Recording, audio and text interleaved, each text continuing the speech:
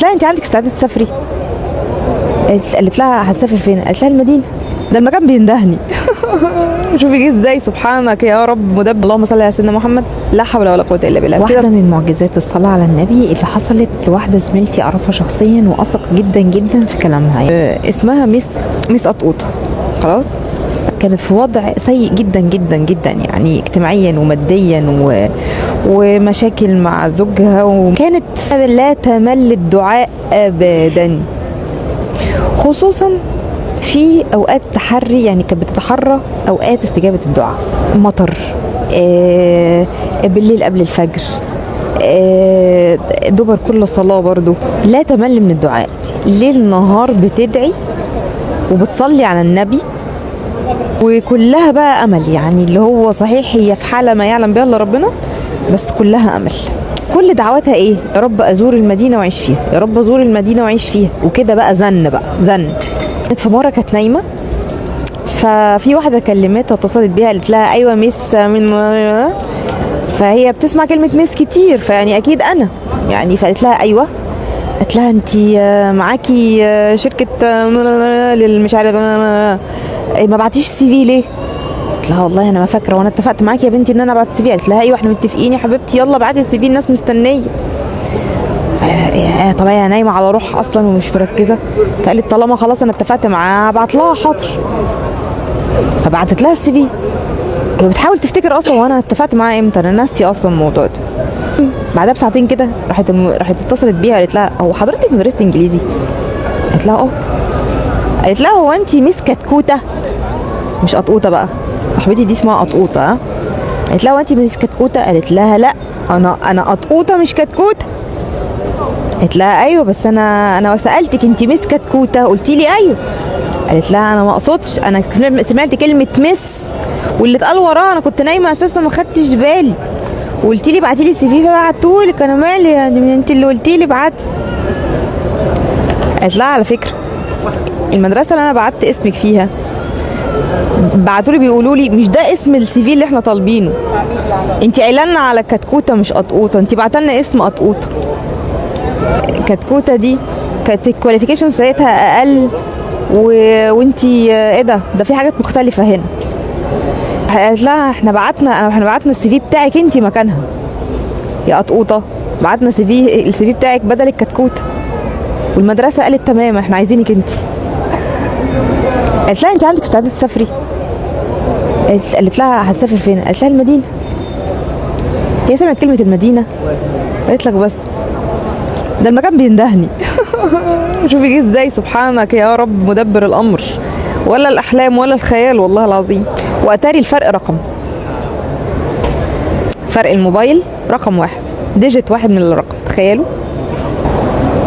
يعني بتقول لي على الترتيب الرباني، لو كان مكان يعني كانت هي اللي لو بترتب له مش هيحصل بالشكل ده. دي الحاجه الاولانيه. الحاجه الثانيه مشاكل بقى مع جوزها، يعني ما يعلم بها الا ربنا، ما بيسالش على عياله اساسا، ولا بيصرف ولا بيعمل حاجه خالص. فحد يعني نصحها انك مش بس بقى تصلي على النبي، انت صلي على النبي وحوقلي بقى، لا حول ولا قوه الا بالله. وكانت بتقول لي انا بجمعهم مع بعض، اللهم صل على سيدنا محمد لا حول ولا قوه الا بالله، اللهم صل على سيدنا محمد لا حول ولا قوه الا بالله، كده طول الوقت بتقول لي طول الوقت انا بصلي على النبي، بغسل المواعين رايحه جايه بقى، بتقول لي بقى في 1000 2000 انا ما بعدش. وعجبتني الكلمه دي. هي شبه منفصلين، يعني هي وجوزها تقريبا، ومفيش صرف على الولاد، هي طبعا قاعده لوحدها الست هي وعيالها، وطبعا مش قاعدين مع بعض يعني. وما كانش بيسأل على عياله اصلا ولا يعرف عنهم حاجه. لا، ويا حبيبه قلبي يا نور عيني، بنتها بتعيط لها ليل نهار، انا ليه ابويا مش موجود، انا ليه ما عنديش اب زي بقيه الناس. يا حبيبتي امها بتنام كل يوم متقطع قلبها بسبب عياط بنتها، اشمعنى انا ابويا وهي بتموت في ابوها. الله يسامحه ويهديه يا رب العالمين، اللهم اهديه يا رب، اللهم يا رب ابعد عنه الشيطان واهديه يا رب، وخليه يبقى قوام على بيته، اللهم امين. ادعوا لها اللهم امين، هي وكل اللي زيها يا رب العالمين. انا بدعيلكم كلكم اقسم بالله ربنا يصلح احوال البيوت دي ويقومها يا رب على رجليها ويبعد الشيطان عنهم يا رب، ويهدي الرجال ويهدي الستات، اللهم امين. البنت الست يعني قلبها متقطع يا حبيبتي، تبص تلاقي الفجر حد بيخبط على الباب، تفتح تلاقيه هو، تقول له انت ايه اللي جابك دلوقتي؟ هي كانت خايفه تفتح اصلا اللي انا قاعده لوحدها. قال لها مفيش، اصل حلمت حلم كده ومش مرتاح ومش عارف ايه، وواضح انه حلم بالبنت او حاجه. دخل، البنت ما صدقتش انها شايفاه، كان الفجر وقتها، راح واخد البنت في حضنه ونام بيها. ومن ساعتها هو بيسأل عليها شويه، يمكن بتقولي مش 100% طبعا، ويعني بس افضل بكتير من الاول، افضل بكتير من الاول. يا سبحان الله، يا سبحان الله، يا سبحان مغير الاحوال، يا سبحان مقلب القلوب، يا سبحان وما يعلم جنود ربك الا هو. تخيلوا الجندي هنا مجرد حلم، زي ما سيدنا يوسف طلع من السجن بحلم. ربنا ممكن يعمل اي حاجه تخطر لك على بال او ما تخطرش، تبقي قلب عاصي، قلب قاسي يحننه، تقولي ده ربنا يقدر عليه ازاي؟ يقدر يا بنتي، قلبه في ايد الرحمن، القلوب في ايد الرحمن، والعباد في ايد الرحمن، ومشاكلك في ايد، في حلها في ايد الرحمن. ملك الملوك يا حبيبتي يقدر يعمل اي حاجه. انت يا ماما اللي بتقعدي تقولي انا محتاجه معجزه، وان اللي ما يقدرش على حالي ده حد خالص، قسما بالله امورك في ايد الرحمن يا بنتي، ما تقلقيش. صلي على النبي يا حبيبه قلبي، ولا حول ولا قوه الا بالله. وكل ما تغلطي غلطه كبيره صغيره استغفري، وهتلاقي الابواب المقفوله خالص بتتفتح فجاه، وتبقي مستغربه هي فتحت ازاي وامتى. خليكي عندك كل يقين وما تيأسيش، ما تزهقيش.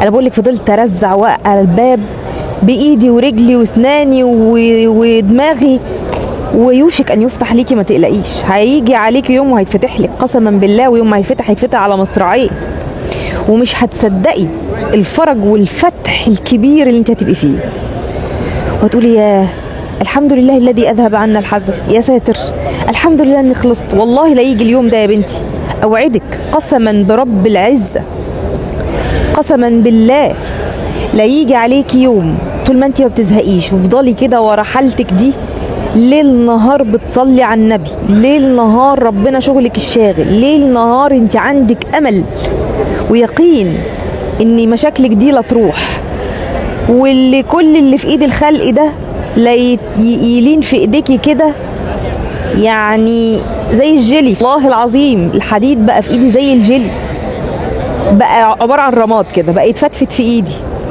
هيتفتفت في ايدك يا بنتي، العاصي بيلين، والقلب الحجر بيلين، والمشاكل بتخلص. مفيش مشاكل بتدوم يا بنتي. وبصي على مشاكلك كلها زمان، بصي على الحاجات اللي قلتي عليها زمان، يا نهار ابيض دي هطلع منها ازاي، يا نهار ابيض دي حلها ايه، يا نهار ابيض دي طب انا هخلص بالمصيبه دي ازاي. بصي عليها كده وشوفي ربنا خلصك منها ازاي.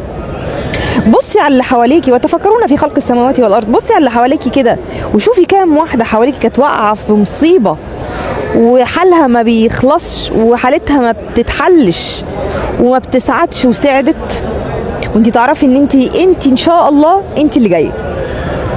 الدور عليكي انتي يا بنتي اللي بتشوفيني، الدور عليكي. يلا طالما وصل لك كلام زي ده، طالما وصل لك ان الصلاه على النبي، طالما وصل لك المفتاح، افضلي افضلي وما تيأسيش.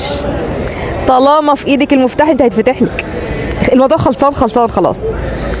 تمام يا ماما، خلي عندك امل ويقين يا حبيبتي. يلا صلي على النبي، كملي، لا حول ولا قوه الا بالله. كملي كملي كملي، ما توقفيش. انا شايفاكي واحنا على العهد مع بعض يا بنتي.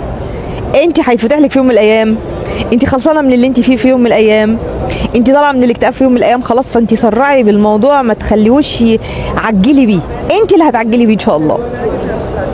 وادعي يا رب اللهم الهمني رشدي واهدنا الصراط المستقيم في كل صلاه. اهدنا الصراط المستقيم عشان قولي يا رب وانت في بالك وانت تقولي اهدنا الصراط المستقيم، اني تطلعي من اللي انت فيه ده دنيا واخره. مش اهدنا الصراط المستقيم يعني بس للطريق للاخره، لا، ان يا رب احل العلاقه دي ازاي، واحل المشكله دي ازاي، ودي حلها ايه في الدنيا برضه يا بنت الناس يا حبيبتي. والله كملي، انا مستبشره خير، ابشرك قسما بالله. طالما معاكي المفتاح فانت مفتوح لك الباب مفتوح، هيتفتح. يلا كملي، ابشرك قسما بالله، ابشرك.